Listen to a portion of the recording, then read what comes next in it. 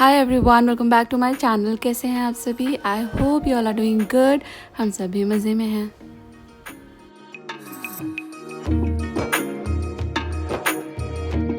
कुछ वक्त पहले किसी व्लॉग में मैंने ना आपके साथ एडमिट किया था कि जब भी जो फ्रिज के अंदर की जो बॉटल्स रहती हैं ना, उसमें जो पानी भरने का सीन रहता है, तो मैं कभी कभी कर देती हूँ ऐसा काम कि खाली बोतल वापस रख दिया। हर बार भर कर नहीं रखती हूँ, ऐसा मतलब मैं ऑनेस्टली एडमिट कर रही हूँ। फिर जो कोई अगली बार अपनी बॉटल भरता है तो वो देखता है कि खाली कोई पड़ी हुई है तो वो लोग भर देते हैं। सानवी खुशी है उनके पापा।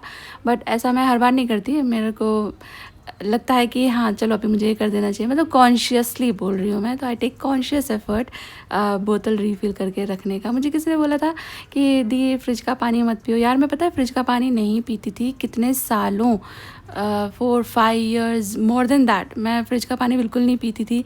बट अभी पता नहीं जब से ये सिपर आया है ना, तो इसके अंदर रूम टेम्परेचर पानी नहीं पिया जाता, बड़ा अजीब सा लगता है। तो तब से वापस फ्रिज का पानी पीना शुरू हो गया। और गर्मी बेतहाशा थी तो वो उसको कॉम्प्लीमेंट भी कर रहा था। तो अभी फिर से आदत लग गई है। थोड़ी सी गलत आदत है क्योंकि फ्रिज का पानी पीने से कई सारी प्रॉब्लम्स हो सकती हैं, पर और 2-1 महीने में फ्रिज का पानी अपने आप ऑटोमेटिकली बंद हो जाएगा। तो शायद उस सीज़न के बाद मेरी ये आदत छूट जाए। और मैं एक बहुत ही अच्छी सी डिप कह लीजिए, वैसे इसका नाम मैंगो साल्सा है, वो प्रिपेयर करने वाली हूँ। और मुझे ये बहुत बहुत बहुत ज़्यादा पसंद है। मेरे हस्बैंड को भी अच्छा लगता है बट सानवी खुशी को नहीं अच्छा लगता है।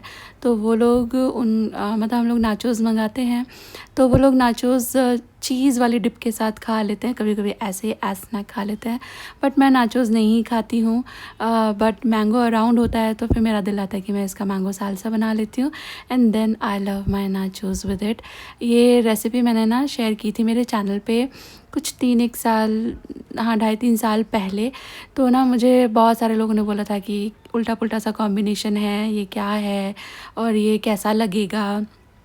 तो उसके बाद फिर मैंने ना मतलब कभी भी एज सच नहीं दिखाया चैनल पे, बट मैं बनाती तो हूँ ही क्योंकि मुझे तो बहुत ज़्यादा पसंद है। और इट्स अ लेजिट डिश, मतलब बहुत जगह पे ये बहुत ज़्यादा फेमस भी है। तो अगर आपका दिल करता है इसको एंजॉय करने का तो आप डेफिनेटली ट्राई कर सकते हो। अगर आपको लग रहा है कि ऊट पटांग कॉम्बिनेशन है तो फिर आप मत ट्राई कीजिएगा। वैसे सालसा के ना बहुत सारे वेरिएशन होते हैं, ये सिंपल वाला है। तो मैंने इसमें मैंगो डाला है और काट करके अनियंस, ग्रीन चिलीज़ और टमेटोज़ ऐड कर दिए हैं। एक छोटे से नींबू का रस ऐड किया है, लाल मिर्ची का पाउडर ऐड किया है और फिर थोड़ा चाट मसाला ऐड करूँगी, थोड़ा सॉल्ट ऐड करूँगी। सालसा में बेसिकली टमेटोज़ एंड चिलीज़ होते हैं। उसके बाद फिर बहुत सारी चीज़ें इसमें आप डाल करके वेरिएशन ऐड कर सकते हो। जैसे आप जो बेल पेपर्स होती है ना, उनको भी स्मोक करके उनको बारीक चॉप करके ऐड कर दीजिए तो वो बेल पेपर वाला सालसा हो जाएगा। और अगर आप सिर्फ टमेटोज़ से बना रहे हो तो फिर बड़े बड़े थोड़े से टमाटर को लेकर को उनको थोड़ा स्मोक करके, जैसे हम भरते के लिए टमाटर नहीं तैयार करते हैं, फिर उसका स्किन वगैरह हटा करके उसको ऐड कर दीजिए तो वो टमेटो सैल्सा हो जाएगा। तो बहुत सारे तरीके के बनते हैं बट मुझे ये वाला बहुत बहुत बहुत ही ज़्यादा पसंद है। तो मैंने बनाया एक सर्विंग और फिर मैंने पूछा बच्चों से एंड दोनों ने एज़ यूजुअल मना कर दिया, but I रेलिश्ड it. Hi everyone, और आज मैंने पहनी है फिर से साड़ी। मैं 1 मिनट आपको खड़े होकर दिखाऊं। Look at this. मतलब ये इंडिगो साड़ी, मुझे लगता है मैं सबसे लास्ट हूँ इस ट्रेंड में। ये इंडिगो तरह की साड़ियाँ बहुत ही ज़्यादा फेमस हुई थी, स्पेशली लास्ट ईयर। तो बहुत लोग खरीद रहे थे। मेरा बहुत बार दिल आया कि मैं खरीदूँ पर फिर मैंने नहीं खरीदी क्योंकि मैं साड़ी वाड़ी ज़्यादा पहनती नहीं हूँ। फिर मैंने ना ये, मैंने आपको बताया था कि मैंने ये 4 साड़ियाँ मंगाई थी मीशो से and this by far is the best of the lot. उन चारों में सबसे बढ़िया निकली है ये। इसलिए नहीं कि ये इंडिगो कलर है या ये मुझे पसंद आ रहा है, नहीं, मतलब थोड़ा इसका मतलब क्वालिटी एंड ऑल, चारों में से बेस्ट निकली है। ऑल्सो ये ब्लाउज आप देख रहे हो, this is actually a crop top. तो ये भी मैंने मंगाया था मीशो से ही।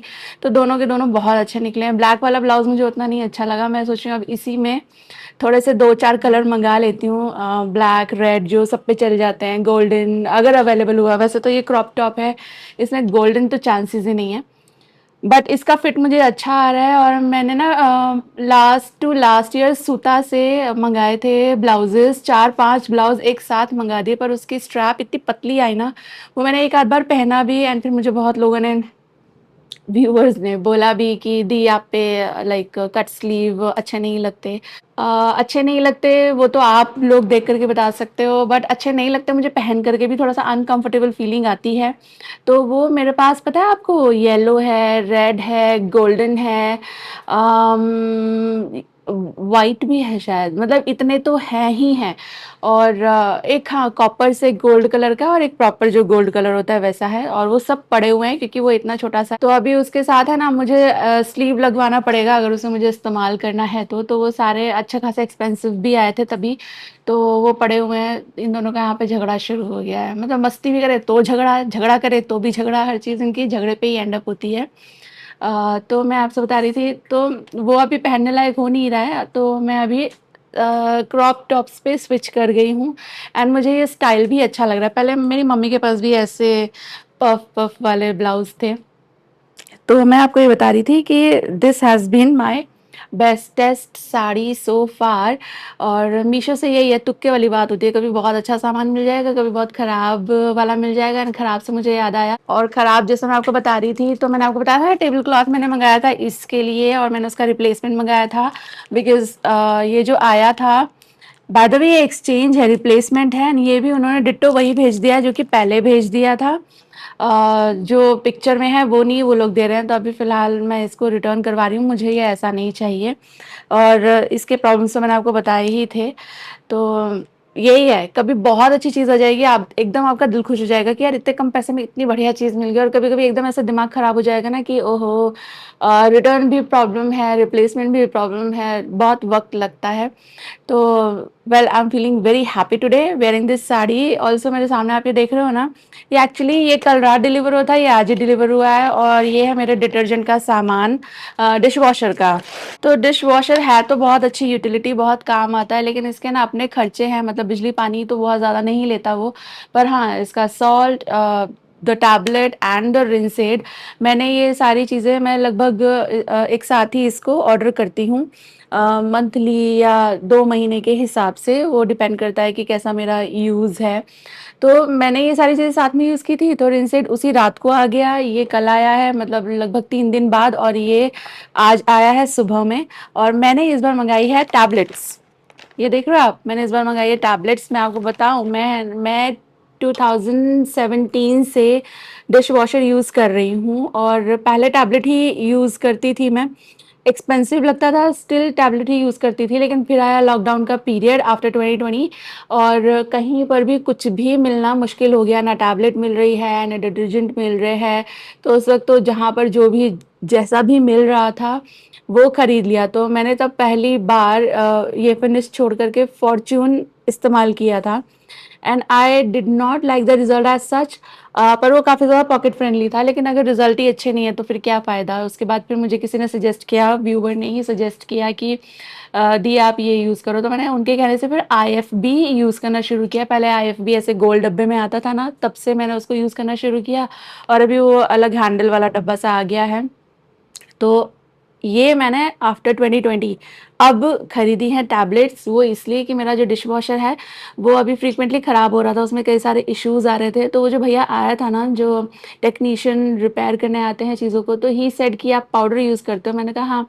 तो उसने कहा कि आप पाउडर मत यूज़ करो, क्योंकि उससे है ना जो चेम्बर होता है ना जहाँ पर ये चीज़ें रखते हैं, वो मतलब उसका एक क्या बोलते हैं, उसकी एक स्मूथ फंक्शनिंग होती है, वो स्मूथली बंद होता है, स्मूथली अपने आप वो अंदर जाकर के खुल जाता है, तो वो रिस्ट्रिक्ट हो जाती है। एंड आई वाज़ ऑब्जर्विंग कि हाँ ये हो रहा है मेरे डिश वॉशर में।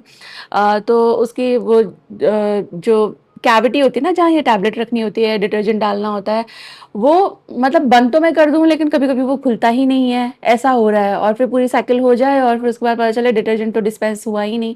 तो फिर ही सेड कि आपके यहाँ हार्ड वाटर है? तो मैंने कहा हार्ड वाटर तो है, लेकिन लेटली लाइक लास्ट मंथ शायद हमारी ये सोसाइटी में सॉफ्टनर प्लांट लगाया है, तो हार्ड वाटर की प्रॉब्लम तो धीरे-धीरे रिज़ॉल्व हो जाएगी, बट ये डिशवॉशर तो मैं बहुत वक़्त से 2023 में खरीदा था। ये this is my second dishwasher. तो 2023 से इस्तेमाल करते-करते अभी उसकी वो वाली हालत तो देखो हो गई है, हार्ड वाटर में चलते-चलते। आप कितना भी सॉल्ट यूज़ करो, बट अगर आपका जो पानी का जो इनलेट है ना, वहीं से हार्ड वाटर आया है तो बहुत ज़्यादा मतलब कर लेता है ये काम, लेकिन वो एक फ़र्क आ ही जाता है। अगर आपके यहाँ पे सॉफ्ट वाटर आता है और फिर आप ये भी यूज़ करें अच्छी चीज़ भी, तो उसके रिज़ल्ट अच्छे मिलते हैं, मशीन और अच्छे वक़्त तक लंबी चलती है, अच्छा परफ़ॉर्मेंस देती है। तो हमारे यहाँ पे हार्ड वाटर का इश्यू तो है ही है। मतलब हर घर में आपको दिस वाटर प्यूरीफायर मिलेगा, वाटर सॉफ्टनर या तो इंडिविजुअल लेवल पे लोग लगा लेते हैं या सोसाइटी लेवल पे लगा लेते हैं। तो हम लोगों ने पिछले घर तक भी हर एक जो शावर हेड है ना, उसमें लगा रखा था सॉफ्टनर। हाँ, ये वॉशिंग मशीन और डिश वॉशर में नहीं लगाया था, तो उसका मुझे अभी भुगतना पड़ रहा है इस डिश वॉशर में। बहुत फ्रीक्वेंटली ये खराब हो रहा है, रिपेयर में जा रहा है। बट मैंने बड़ी स्मार्ट एक चीज़ करी, उसके लिए तो मैं अपने आप को मतलब बहुत ही ज़्यादा अपने ऊपर मुझे प्राउड फील होता है कि कैसे मेरे दिमाग में आया और मैंने कर लिया। मैंने जब भी ये डिशवॉशर खरीदा था, तुरंत इसकी एएमसी भी ले ली थी, तो उससे मुझे अभी जो फ्रीक्वेंट सर्विसेज़ मैंने अज़्यूम तो नहीं किया था कि ऐसा कभी होगा, बट अभी हो रहा है, तो उसमें मुझे काफ़ी बचत हो जाती है। अदरवाइज़ एवरी टाइम अगर मैं हर चीज़ के लिए पे करूँ तो बहुत ज़्यादा एक्सपेंसिव हो जाएगा। तो मैं आज अपना जो डिशवॉशर है, डिटर्जेंट मेरा बाकी है, बट अब नहीं यूज़ करूँगी मैं उसे। I will start using these only. Refill करूँगी, सॉल्ट भी रिफ़िल करूँगी, रिंस एड भी। और मेरा ना बहुत ज़ोर से दिल आ रहा था कि मैं गुलगुले बनाऊँ या पुए बनाऊँ, तो आज मैंने सोचा चलो बना ही लेते हैं। तो हमारे यहाँ ना जो गुड़ और आटे के बनते हैं उसको बोलते हैं गुलगुले, और जो चीनी का बनता है उसमें मैदा भी डलती है, तो इसको बोलते हैं पुए। तो मैंने यहाँ पे ना हाफ़ कप का मेजरमेंट ले लिया है, तो इससे मैंने 1 मेजरमेंट यानी कि हाफ़ कप डाली है सूजी। किसी भी तरह की सूजी आप ले सकते हो, फाइन या कोर्स। और उसके बाद फिर 1 कप मैंने डाला है इसके अंदर मैदा। आप आटा भी डाल सकते हो, बट थोड़ा सा रिज़ल्ट में फेरफार आएगा। और उसके बाद हाफ़ अ कप मुझे चाहिए इसमें शुगर। तो पाउडर शुगर मेरे पास रखी हुई थी, मुझे थोड़ा सा डाउट था ये पूरी पड़ेगी कि नहीं पड़ेगी, एंड वही हुआ, ये पूरी नहीं पड़ी। तो फिर मैंने थोड़ा सा जो ग्रैनुलेटेड शुगर है वो ऐड कर दी, वापस से शुगर नहीं पीसी, क्योंकि ये चीज़ है ना, ये इसको थोड़ी देर बाद बनाऊंगी मैं, तो तब तक जो चीनी है वो घुल जाएगी। तो ये एक स्टैंडर्ड मेजरमेंट मैंने आपको बताया है, बट आप आपकी लाइकिंग के हिसाब से चीनी और थोड़ी कम ज़्यादा कर सकते हैं। और फिर इस तरह की चीज़ों में सौंफ बहुत अच्छी लगती है, तो मैंने सौंफ ऐड की है। और इसके बाद कोकोनट, जो सूखा वाला नारियल होता है ना, हम लोग उसे गोला कहते हैं, तो वो घिस कर के ऐड होता है हमारे यहाँ ज़्यादातर मिठाइयों में, पर वो अवेलेबल नहीं था, तो ये डेसिकेटेड कोकोनट है, ये मैंने ऐड कर दिया है। और बस इसको अच्छी तरह से, चुटकी भर मैंने नमक भी डाला था, अच्छी तरह मिक्स कर लूँगी। और फिर इसका बैटर बनाना है दूध से। जो पुए रहते हैं ना, उसका बैटर दूध से बनता है, जबकि जो गुलगुले होते हैं ना, उसका बैटर गुड़ घोल कर जो चाशनी बनती है उससे बनता है। अभी है ना, ये थोड़ा रनी लग रहा है, लेकिन इसके अंदर सूजी है ना, तो दूध अब्जॉर्ब कर लेगी। इसको एकदम तुरंत ही पकाना नहीं शुरू करना है, इसको रेस्ट देना है, सो दैट जो सूजी है ये अच्छे से फूल जाए। आप बनाने से पहले इसको थोड़ा चख सकते हो for your liking of sweetness. And मैंने सौंफ डाली है, क्योंकि मालपुए में, गुलगुले में सौंफ अच्छी लगती है। और आप चाहें तो इसमें इलायची का पाउडर, इलायची के दाने डाल सकते हैं।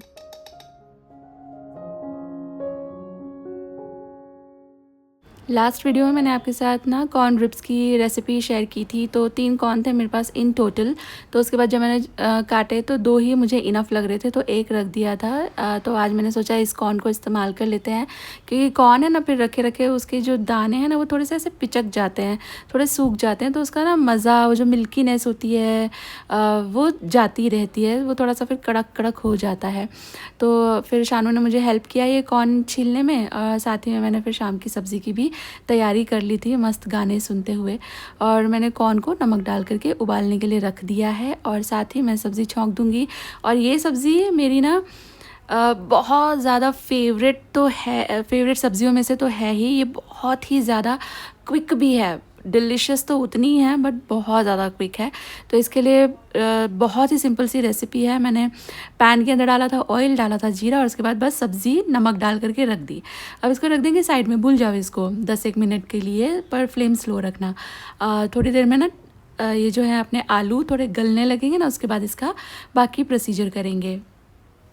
तो मेरे पास अभी थोड़ा टाइम था, तो मैंने सोचा कि मैं एक रेसिपी जिसके लिए मैंने कॉर्न प्रेप किया है उसकी तैयारी शुरू कर देती हूँ। फिर मेरे जब पतिदेव घर आएंगे ना, तो बस तुरंत बेक करके खाना होगा। वो घर आते हैं ना, तो उनको एक एक्सपेक्टेशन रहती है कि क्या बनाया होगा, क्या खाएंगे, अभी डिनर नहीं, शाम का चुटर पुटर। तो मैं कोशिश करती हूँ कि बना लूँ कुछ, फिर सब बैठ करके खाते हैं, बातें बातें करते हैं, तो बहुत ही अच्छा वो मोमेंट है। एंड मैं आपके साथ मल्टीपल टाइम्स ये शेयर कर चुकी हूँ कि शाम का वो वक्त मेरा फेवरेट टाइम होता है, जब हम लोग बैठ करके खा रहे पी रहे होते हैं, चाय वाय पी रहे होते हैं और अपना दिन डिस्कस कर रहे होते हैं। बाकी अभी तो बच्चे भी थोड़े देखो बड़े हो गए हैं, सबकी अलग अलग लाइफ हो गई है, अलग अलग रूटीन हो गए हैं चारों के ही, तो साथ बैठकर खाना पीना अगर छुट्टी ना हो तो अभी नहीं हो पा रहा है। तो मैंने यहाँ पैन में ना सिर्फ गार्लिक ऐड किया था, और गार्लिक थोड़ा सा भुन गया था, हल्का काला नहीं करना है, बस वो कहीं कहीं से थोड़ा लाल दिखने लगे तो बढ़िया भुन गया है। उसके बाद फिर मैंने ये जो कॉर्न है जो उबाले थे मैंने ये ऐड कर दिया, और इसको भी मैंने थोड़ी देर भुना है। और अभी मुझे इसे और थोड़ी देर भूनना था, बट फिर मेरा प्याज भुनने का थोड़ा अलग हो जाएगा स्टेप, एज इन दोनों का कुकिंग टाइम, मतलब आप समझो ना, मेरे प्याज कच्चे रह जाएंगे अगर मैंने कॉर्न को अभी ज़्यादा भून लिया। तो मैंने बीच में ऐसे कैविटी करी और इसके बीच में प्याज को छोड़ दिया। अभी मैं इसको छोड़ दूँगी थोड़ी देर।